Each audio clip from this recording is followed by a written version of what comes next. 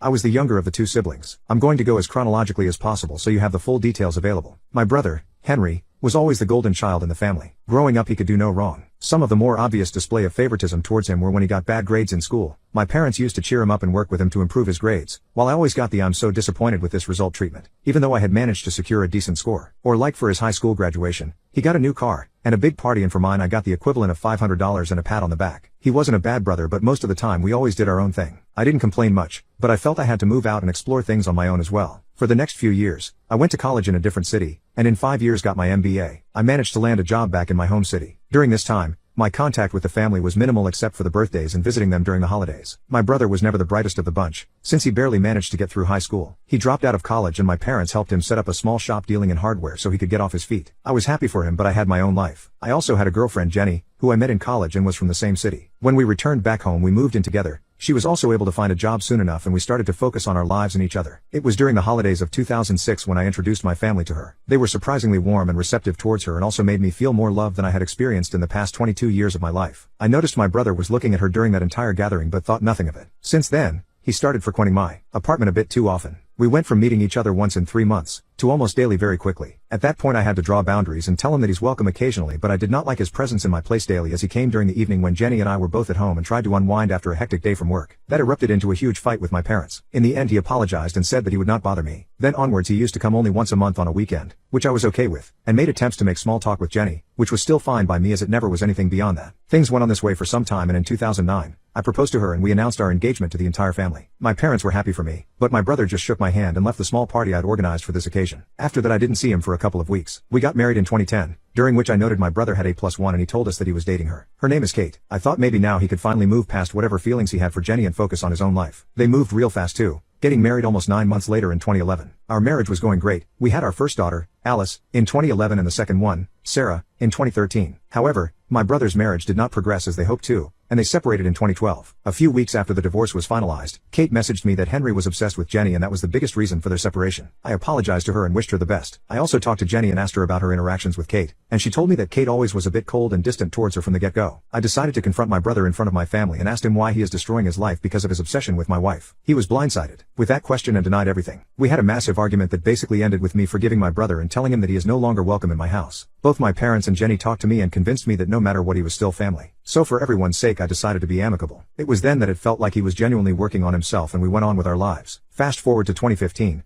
I can still recall that day vividly. It was the 25th July and I was running multiple errands. My wife took both our kids to see their grandparents. It was sometime after lunch that I got a call from my father, telling me to come to their home and had a lot of anger in his tone. As soon as I entered, I noticed a lot of tension in the air. My wife was a crying mess and my parents were trying to console her. Some of my extended family members were there as well. I asked what happened, only to be hit by being called a R-pissed word from my parents. I was shocked and confused. They claimed that a party I went to a couple of weeks back, I had intimately assaulted a girl, and then texted her to not tell anyone about it, otherwise there will be consequences. I had known this girl, Amanda, for some time. We went to high school together and she was a part of the larger friends group that I occasionally hung out with. As per her, after the party, which was at a club, I followed her to her car and did it there. She shared screenshots of the alleged conversation with my wife and told her this entire tale. My father slapped me hard and my parents told me that they never want to see my face again. Jenny was angry and she said that we're done. I tried to convince all of them that I never did that, but it fell on deaf ears. I was basically kicked out from their house and told that neither Jenny nor the kids would be returning and my father would be coming over to take their stuff to my apartment. When my father came, I begged and pleaded, but he basically packed a couple of bags and told me never ever to contact them again and that he would personally hand me to the cops if that happened. By evening Henry had shared the screenshots and all the details to our extended family group on WhatsApp, from where I was unanimously kicked out.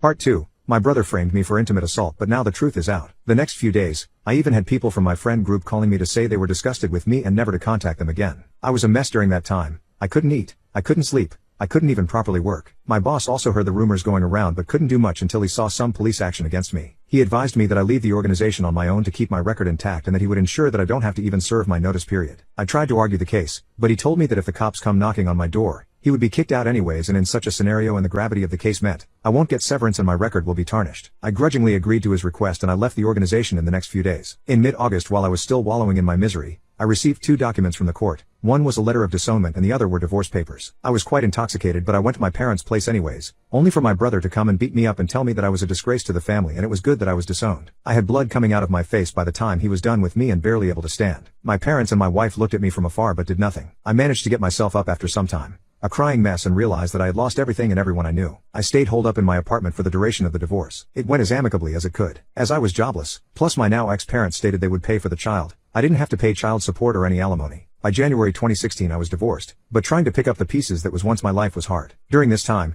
I also felt like confronting Amanda, but the more I thought about it, the more I realized it could have made matters worse for me due to the women-centric laws in my country meant one phone call and I would be looking at 5 to 6 years in jail. In February 2016, I got into a major accident and spent a good part of 5 weeks in recovery. The staff told me that they contacted my emergency number, which was still Jenny at that point, and she hung up and no one showed. Once I recovered, I realized that I had spent a good part of my savings and I needed to get back on my feet, if not for anything else, to have a roof over my head. However, I realized that I won't be able to do anything in the place I was at. So I sold all my furniture, paid my remaining dues for the rented accommodation, and decided to start from scratch in a different place. I moved to a city 2 hours away and tried to get a job, for some time, but to no avail. I also used to drink myself silly, and thoughts of offing myself were recurring. Waking up after seeing a nightmare to a cold sweat almost became a norm. For 4 months, this went by, after which I ran into an old acquaintance, James, from college. He was the quiet kid during that time and didn't really talk to anyone, but seeing him after so many years was odd, as he spotted me out from the crowd and called my name. We greeted each other and talked about our lives for a bit. I told him I was in the city looking for a job. He told me he had just quit and was planning on setting up a management consulting firm of his own. He then invited me to a drink later on, where after a lot of talking about our professional lives, he offered me an opportunity to work with him, as he needed a couple of people who knew their stuff. At this point I thought I needed to work my ass off to get my mind off these thoughts. So I agreed, but I told him I wanted to meet him and his team and talk to them before we moved forward. 2 days later, he introduced me to another guy, Derek, and told me that currently it will be just the 3 of us going forward. I shook hands with Derek and told them that before they proceeded further, I had something to say. I then proceeded to spill the beans on everything that had happened to me during that time and how I was disowned and divorced because of it, with the tears coming through in between. James and Derek told me that they felt sorry for me, but also told me that if there was no criminal record on my person, then there would be no issue. I stated that the police never came to my house, and they were relieved. James did mention that to be on the safer side, he's going to ask someone to run a full background check, and I understood his position and agreed. During this time I was living in a rundown place that I rented to minimize my expenses. I waited patiently for 2 weeks but was still looking for jobs in other places in case things didn't work out. 2 weeks later, James called me and we met up later that day. He stated my record is clean of any intimate assault, and welcomed me to the team. After that I threw myself to my work and started therapy sessions. On the advice of Derek, I also joined a gym and vented a lot of my frustration on the punching bag and went from an average 70 kilograms to a buff 98 kilograms. Derek and I became gym brothers, and I basically looked at him as an older brother, as he was essentially Henry's age. By the end of 2018,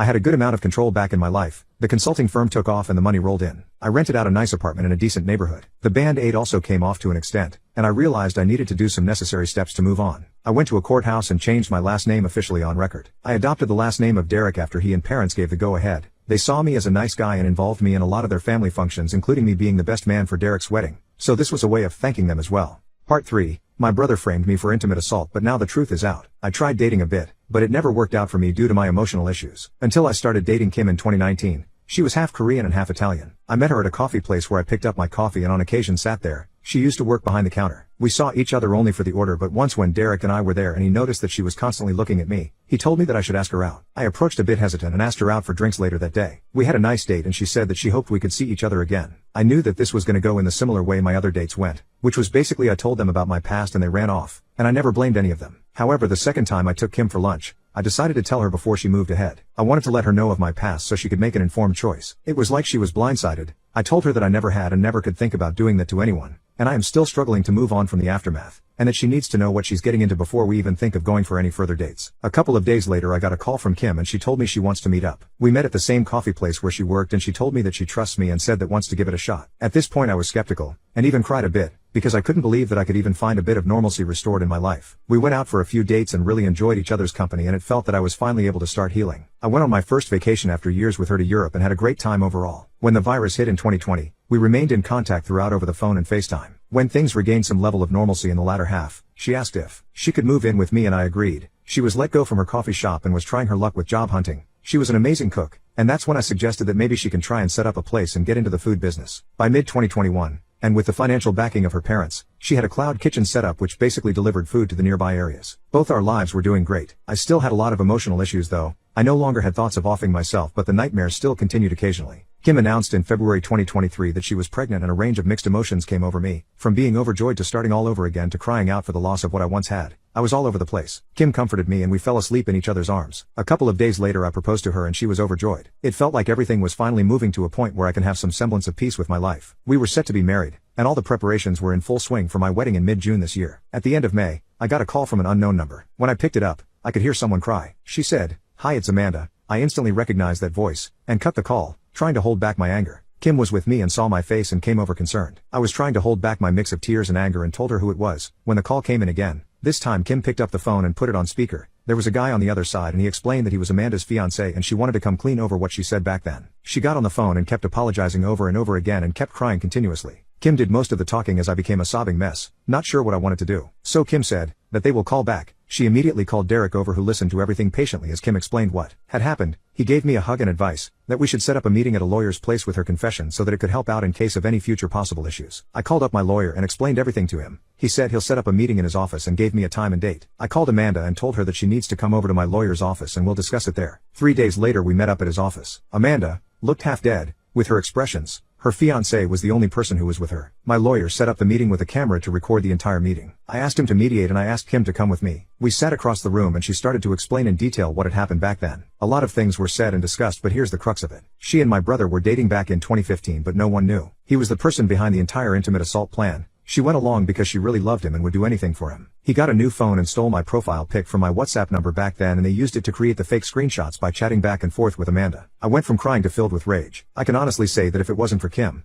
I might have been charged with assault. Kim was pretty furious and worked up as well, partially due to the pregnancy, and she tore Amanda a new one with her verbal lashes. Though my lawyer tried to maintain things civil, it was clear that Kim was pretty pissed off. She went further to tell her fiancé, if he still married this human garbage then he deserves what's coming to him. Fighting back anger and tears, I asked them, why are they coming out and telling it to me now? Her fiancé, Mark, came forward and explained. He said that they were pretty intoxicated a couple of weeks back and she blurted out how she helped an ex destroy a marriage. That stuck with him, and after asking non-stop and pushing her, she finally came clean to him. It was then that he pushed her to own up to her mistakes if she wants peace in her life. Apparently after she helped Henry, he started becoming cold and distant with her and eventually broke off 6 months later. At that point she felt terrible but was too scared to come clean and spent a lot of time in therapy trying to work through her issues. Part 4. My brother framed me for intimate assault, but now the truth is out. After everything was laid out on the table, my lawyer stepped in and said, let's take a 30-minute break and meet back again. Amanda and Mark stepped out, and our lawyer discussed that if I want he can go after her and my brother for defamation. The evidence available is more than enough for me to do what I want. I was feeling a lot of rage, but I decided I didn't want this to spoil the wedding, and whatever I wanted to do would have to wait till after everything was done. I told Amanda that I will be in contact with her, but for now I don't want her telling anyone else. I didn't want any drama from my ex-family to impact my wedding. After that meeting Kim hugged me and told me that she was right in trusting her guts, and now she feels like a weight has been lifted off her shoulders. I shared her sentiment. We had a small wedding with both James and Derek being the best man and a 3-week-long honeymoon covering Europe.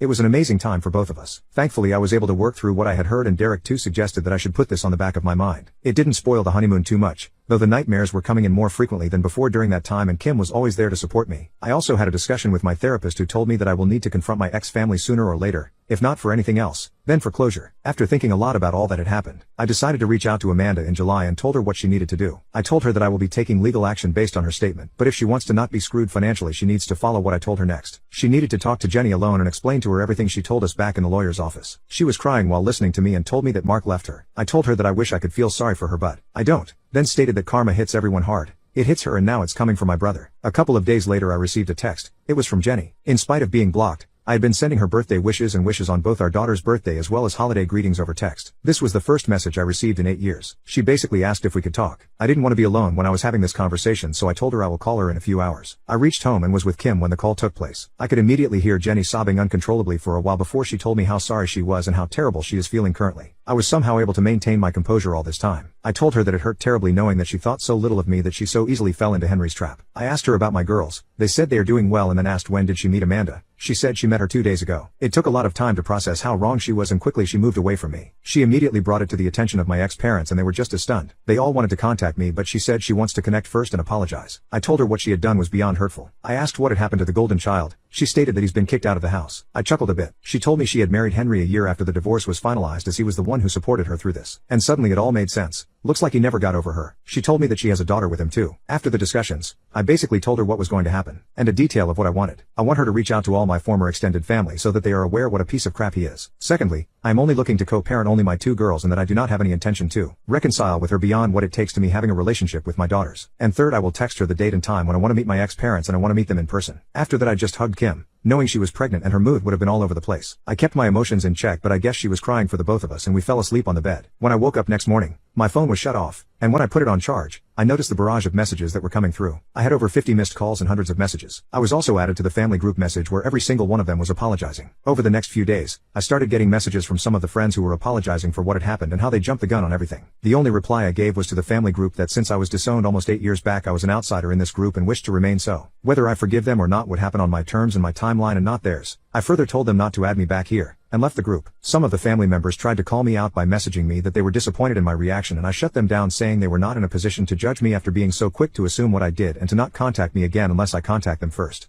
Part 5. My brother framed me for intimate assault, but now the truth is out. A couple of weeks later I called up Jenny and told her I want her to bring my girls over the weekend so I could meet them properly. Kim, being as adamant and feisty as she is, said she wants to meet her stepdaughters as well. We argued a lot. It was mostly me telling her that since she was pregnant she needed to take care of herself, but the Asian in her was pretty adamant, so I gave in. We met at a public park. Jenny looked a bit disheveled but looked like she put an effort to look as good as possible in this meeting. There I saw Alice and Sarah for the first time in 8 years. They had grown so much. The only memories I had of them were in my phone, as I was pretty blocked from all the socials and everywhere else. Jenny came crying, trying to hug me, and I put both my hands up front to decline. I then introduced her to Kim as my wife, and she broke down a sobbing mess in the park. Kim came forward to comfort her and we sat down in a place close by. I grabbed both my girls and cried out. My girls were never told about me until recently and they were pretty conflicted as they only knew Henry as their father, but seeing me suddenly brought out some emotions. There was a lot of crying and talking. By the evening, we exchanged what had happened in our lives. She told me that she got married to Henry a year after that. He took care of her for the first few years. After that, things settled down. He still couldn't grow his landscaping business to a point where it's profitable, and then the virus basically forced him to shut shop. His parents were now dipping into their savings in an attempt to make ends meet, and he never bothered to start something again despite his parents telling him to. She said she's filing for divorce from Henry and she can't stand the sight of him. I told her she's free to do what she wants and it has nothing to do with me. I told her some details moving forward. Essentially, I wanted Alice and Sarah to attend family therapy sessions with me going forward so we can heal. They've been robbed of their real father and it was time to make it right, and I want to be a part of their lives. I also wanted them to be with me and Kim over the weekends, but I told her that I would have to wait as we had a kid of our own coming and I want to put my full energy into that for now. Lastly, she said that my parents wanted to reach out to me. I corrected her and said they were anything but my parents. I still had the letter of disownment they sent out along with the divorce papers and I had nothing to do with them. But both her and Kim stated that it would help me get closure from them. So I agreed.